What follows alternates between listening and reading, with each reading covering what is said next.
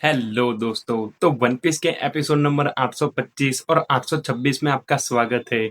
जहां पर आज हमें मालूम चलेगा कि सांजी है वह लूफी के लिए खाना लेकर वहां पर पहुंच गया था। दूसरी तरफ जो रियल बैटल है वह तो बस स्टार्ट होने वाला है, क्योंकि काटाकुरी और दाइफुकु यह दोनों भी बिग मॉम के सबसे बड़े बेटे हैं और वह लोग ऑलरेडी उस कासल में आ चुके हैं। और तभी हमें मालूम चलेगा एक छोटा सा पास्ट जो अपने बेजी का है, और वो आखिरकार माफिया फैमिली मेंबर में से फर्स्ट जनरेशन का सबसे टॉप पायलट कैसे बना। तो चलिए शुरू करते हैं इस एपिसोड को बिना किसी देरी के, जिसकी स्टार्टिंग में ही हमें दिखाया जाता है कि फाइनली सांजी था वह लूफी के पास आ चुका था। और जैसे ही उसे मालूम चला कि लूफी है उसने अपना वादा निभाया था और वो वहाँ पर बहुत ही ज़्यादा इंजर्ड सिचुएशन में पड़ा था। लेकिन सांजी को मालूम था कि वह बहुत ही ज़्यादा भूखा था। और लूफी होता है वह तुरंत ही धीमे धीमे अपने होश में आता है। और जैसे ही वह अपनी आंखें खोलता है वह देखता है कि सांजी था वह उसके सामने ही खड़ा था। लेकिन लूफी नाराज़ नहीं होता और कहता है कि फाइनली सांजी, तुम यहाँ पर आ चुके हो और तुमने जैसे वादा किया था वैसे मेरे लिए खाना भी लाए हो। इस तरफ सांजी था वह सचमुच में बहुत ही ज़्यादा डिप्रेस था, क्योंकि एक तरफ उसका कैप्टन था जिसकी हालत इतनी बुरी थी और उसका सबसे बड़ा रीज़न वो खुद था। और जैसे ही वह उस फूड को देखता है उसे मालूम चलता है कि उसका पूरा का पूरा फूड था वह एकदम बिगड़ चुका था। और वह बहुत ही ज़्यादा खुश था क्योंकि आखिरकार सांजी था उसने उसके लिए खाना बनाया था और उसने अपना वादा भी निभाया था। और वह तुरंत ही कहता है कि सांजी वाओ, तुमने ये खाना बहुत ही ज़्यादा टेस्टी बनाया है और आज तक ऐसा खाना मैंने नहीं खाया। लेकिन सांजी को भी मालूम था कि लूफी था उसने भी उसकी मॉम की तरह उसे झूठ बोला था, लेकिन वो कभी भी ऐसा नहीं चाहता था कि उसकी फीलिंग्स को कोई हर्ट पहुंचाए। और तभी वह फाइनली अपने फुल फॉर्म में आ जाता है और कहता है कि सांजी चलो अब हम यहाँ से निकलते हैं, क्योंकि मैं तुम्हें लेने आया हूँ। पर तभी सांजी उसे कहता है कि मेरे पास 3 रीज़न है, जिसमें से पहला रीज़न यही है कि जब तुम मुझे बचाने यहाँ पर आए थे तब मैंने बिना कुछ सोचे समझे तुम पर अटैक कर दिया, इसलिए मैं तुम्हारे साथ नहीं चल सकता। दूसरा रीज़न यही है कि मेरे जो मास्टर जैसे गुरु हैं वह भराटिया में काम करते हैं और तुम्हें भी मालूम ही है कि उन्होंने मेरे लिए क्या कुछ नहीं किया। और अगर मैं तुम्हारे साथ यहाँ से भाग जाऊँगा तो वो लोग उन्हें मार डालेंगे और मैं ऐसा बिल्कुल भी नहीं चाहता। और फाइनली वह तीसरा रीज़न कहता है कि मेरी जो फैमिली है उनकी जान को भी बहुत ही ज़्यादा खतरा है, क्योंकि जब कल मेरी वेडिंग होगी इस तरफ पुडिंग और बिग मॉम है वह उनको मेरी नज़रों के सामने से मार डालेंगे। और इसीलिए मैं नहीं चाहता कि मैं उनको छोड़कर चला जाऊँ। भले ही उन लोगों ने मुझे बहुत ही ज़्यादा टॉर्चर किया हो, पर आखिरकार वो मेरी फैमिली है और मैं उन्हें ऐसे ही छोड़कर नहीं जा सकता।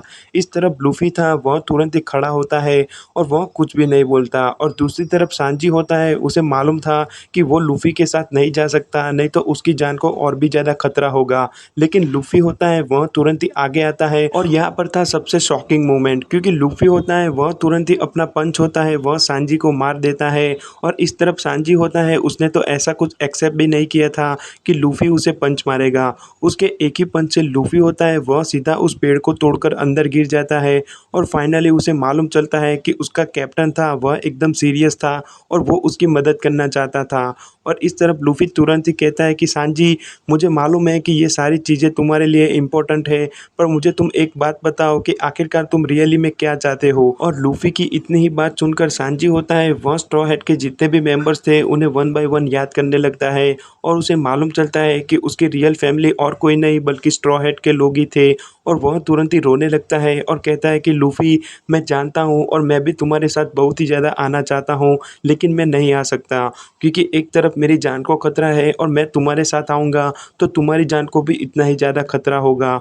और भले ही वो मेरी फैमिली है पर उन लोग के साथ मैं कोई भी नाता नहीं रखना चाहता, क्योंकि उन लोगों ने मेरे बचपन में हमेशा मुझे टॉर्चर ही किया था, पर फिर भी मैं उसे ऐसे ही नहीं जाने दे सकता। और इतना ही सुनकर लूफी होता है वह भी ऐसा ही कहता है कि सांजी, मुझे मालूम है कि तुम उनकी मदद करना चाहते हो, क्योंकि ओरिजिनली में वह तुम्हारी फैमिली है और तुम बहुत ही ज़्यादा काइंड हो। और इस तरफ इतना ही सुनकर वहाँ पर धीमे धीमे डाउन था वह स्टार्ट हो चुका था और बिग मॉम की टेरिटरी थी, उन्हें मालूम नहीं था कि आगे क्या होने वाला है। लेकिन सांजी और लूफी यह दोनों साथ में मिल चुके थे। और उसके बाद हमें सीन दिखाया जाता है बिग मॉम के कैसल का, जहाँ पर और कोई नहीं बल्कि दोस्तों हमारे इस आर्क का मेन विलन काटाकुरी आ चुका है। और उसको देखकर वहाँ पर जितने भी सोल्जर होते हैं वह तुरंत ही शॉक हो जाते हैं। और एक सोल्जर होता है वह आगे आता है और कहता है कि आप थोड़ी देर वेट कीजिए, मैं दरवाज़ा अभी खुलवाता हूँ। लेकिन काटाकुरी कहता कहता है कि तुम फ़िक्र मत करो, दरवाज़ा अभी थोड़ी देर में खुल ही जाएगा। और उसने जैसा कहा वैसा ही हुआ। धीमे-धीमे जो दरवाज़ा था वह अचानक ही खुलने लगा और काटाकुरी था वह एकदम कोल्ड वे में अंदर जाने लगा। और दोस्तों ये था काटाकुरी, बिग बॉम का दूसरा सबसे बड़ा बेटा, जिसके पास और कोई नहीं बल्कि फ्यूचर देखने की हाकी थी। और इस तरफ सांजी था, वह भी लूफ़ी के साथ ही बैठा था और उसने भी एक्सेप्ट कर लिया था कि वह बिग बॉम के सामने फाइट करेगा और चाहे कुछ भी हो जाए वह स्ट्रॉ हैट पायरेट के साथ ही रहेगा। और इसी के साथ जो न्यू बैटल है वह स्टार्ट होने वाला है और सांजी और लूफ़ी यह दोनों साथ में आ चुके हैं। लेकिन सांजी होता है वह तुरंत ही याद करता है कि जब से वो होल केक आइलैंड पर आया था उसने अपने स्ट्रॉ हैट के जितने भी मेंबर्स थे उनके साथ और कुछ नहीं बल्कि बदतमीजी ही की थी। और वो नहीं चाहता था कि ऐसे माहौल में वह लोग उनको मिले। पर तुरंत ही वहाँ पर चॉपर होता है, वह एक छोटा सा आईने का टुकड़ा लेता है और वहाँ पर जोर शोर से चिल्लाने लगता है कि लूफ़ी, सांजी, अगर तुम वहाँ पर हो तो जल्द से जल्द जवाब दो। क्योंकि नामी को मालूम था कि जब वो लोग क्रैकर को हरा कर वहाँ से निकल रहे थे, जो आईने के टुकड़े थे वह वहाँ पर ही गिरे थे। और जैसे ही वह इस तरफ बोलता है, लूफ़ी होता है उसे चॉपर की आवाज़ आती है और वो तुरंत ही एक छोटे से आईने का टुकड़ा ले लेता है और कहता है कि हे चॉपर, आखिरकार तुम वहाँ पर सही सलामत हो, यह बहुत ही अच्छी बात है। लूफ़ी तुरंत ही उन्हें गुड न्यूज़ देता है कि सांजी है वह फाइनली मेरे पास है और हम दोनों साथ में यहाँ से निकलने वाले हैं। और इस तरफ इतने न्यूज़ सुनकर जितने भी स्ट्रॉ हैट के मेंबर्स थे वह सब बहुत ही ज़्यादा खुश थे। और लूफ़ी तुरंत ही उन्हें कहता है कि सांजी है वह हमारे साथ चलेगा, लेकिन उसके पहले हमें एक इम्पोर्टेंट टास्क करना है और उसे ख़त्म किए बिना हम यहाँ से नहीं जा सकते। और अचानक ही वह सीरियस हो जाता है और कहता है कि देखो, ठीक 5 घंटे बाद जब सांजी की शादी होगी तो मैं चाहता हूँ कि हम उसकी शादी को ऐसी तरह से बिगाड़ दें कि इस तरफ बिग मॉम है उसने सोचा भी नहीं होगा कि उसके साथ क्या हुआ है। और इतना ही सुनकर वहाँ पर जितने भी लोग होते हैं वह सब बहुत ही ज़्यादा शॉक हो जाते हैं, क्योंकि लूफ़ी था वह और कुछ नहीं बल्कि बिग बॉम के साथ फाइट लेने की बात कर रहा था। लेकिन अचानक ही वहाँ पर धीमे-धीमे जितने भी लोग थे उन्हें मालूम था कि यहाँ पर और कोई ऑप्शन भी नहीं था और उन्हें लूफ़ी की बात माननी ही होगी।